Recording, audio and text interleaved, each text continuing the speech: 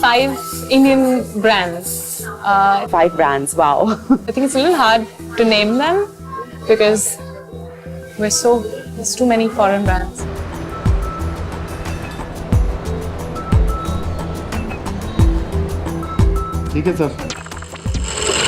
As of now, we are producing garments that start with an FOB of maybe $4 a garment and retail at $40 a garment. Individuals all with huge factories and all with huge bellies, they all want to come all over the world and do subcontracting for the whole planet because they can make money that way.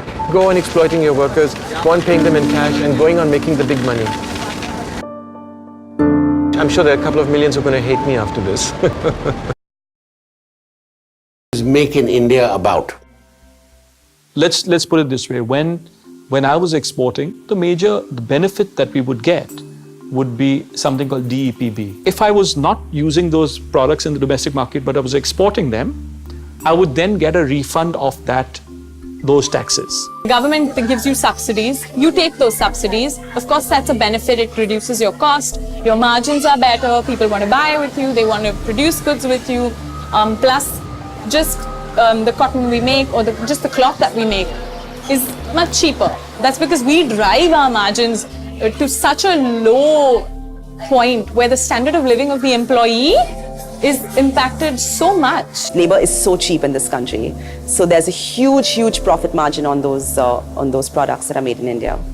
We saw beautiful produce made in India available around the world, and almost none of this was available here. Behind factory walls, there were things of great standard being produced for the Western market. And I said, you're producing all these beautiful things for the West, so why don't you sell them here? Don't you think that if you produce it in this country, you should be entitled to it? I definitely see the Make in India, when I'm looking at the tags, when I'm secretly checking the size of the price, I can always see that it's made in India. It does bother me that there's 1 in 5 people in this planet are now technically Indian, and there's not a lot of presence. Like, we don't have a known brand that's Indian, like the Gucci's and the Versace's of the world have. You will be amazed, but this is actually happening in the case of several international brands because of their so-called policies, that the goods are made with that label in Bengaluru, being exported to Spain. Spain is exporting them back to India at a 200 or a 300. A company that's not in India, that's making clothes in India, routing it back to India and selling it to me as an Indian. So I find that funny, and I wonder, well, how hard is it for people here to do it? A platform where, you would give a space to many designers, and at that time, I don't even think the designers knew they were designers or they were darzees. They didn't know it. To create something that we felt, for lack of better use, was world-class, that embraced modern retailing and that really celebrated and promoted Indian design, which was very much a part of the craft, but there was something more to it. ONSOC. It changed, I think, the whole country's way of thinking about, whether it's fashion or whether it's modeling or whether it's advertising or anything. You realize that there was, from that point go, just an evolving stage which was just going to take the Indian fashion to a completely different level. You speak to the person who's weaving patolas in Patan, and I think his children want to go and do something else. They feel that perhaps that's more viable, but I think for every one weaver in Patan, there are 9 who are running viable businesses today.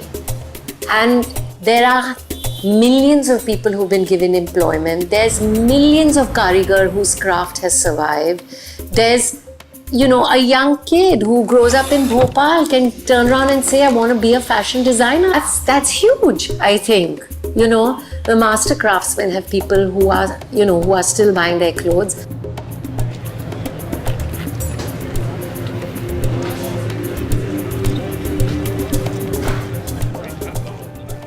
What's the start of the Chanels?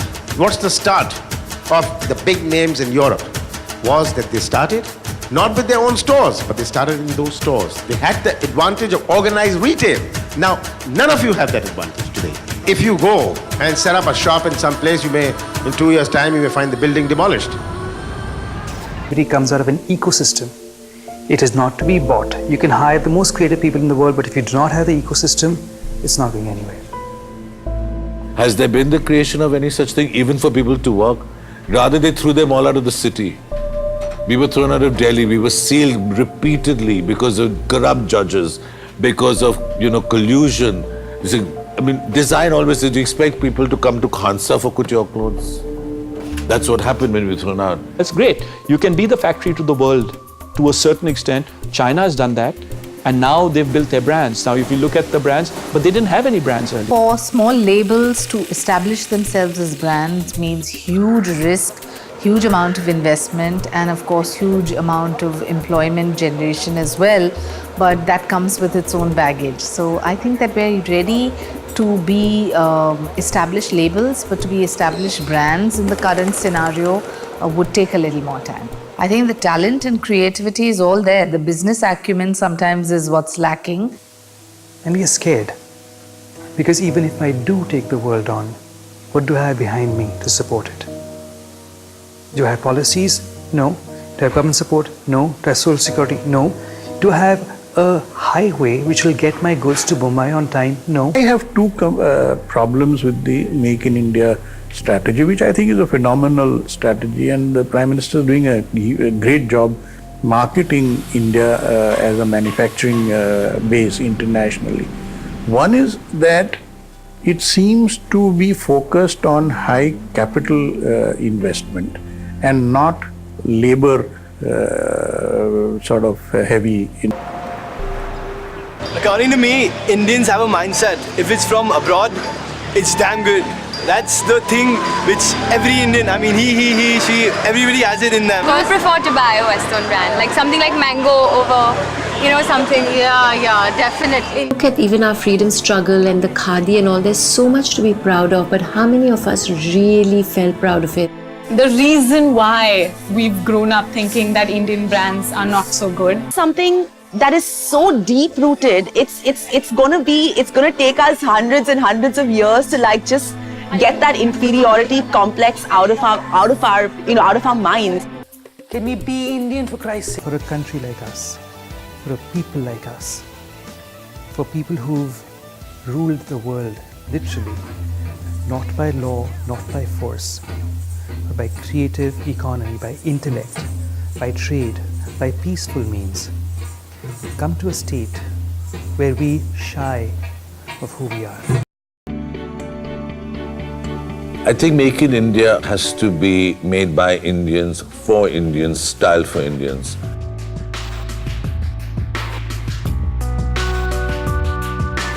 India and Indians are proud of being Indian all over again. So there is this whole resurgence of an Indian ethos that has become extremely important.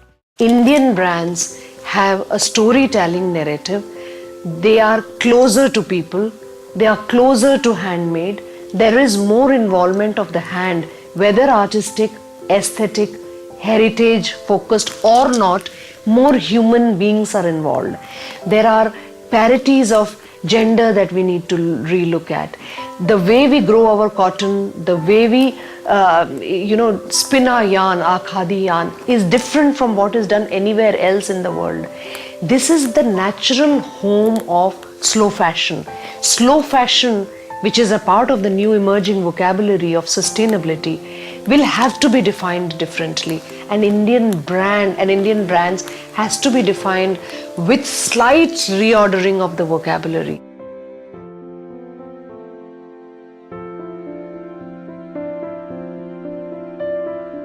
What we need to do is actually encourage a smart ready-to-wear by Indians for Indians and give it pride. That we would be happy to look at doing unstitched things because a lot of middle-class women still wear that. And if they can get nice fabrics beautifully printed, a simple thing that you just take to your tailor and get the thing set. There's nothing more to it.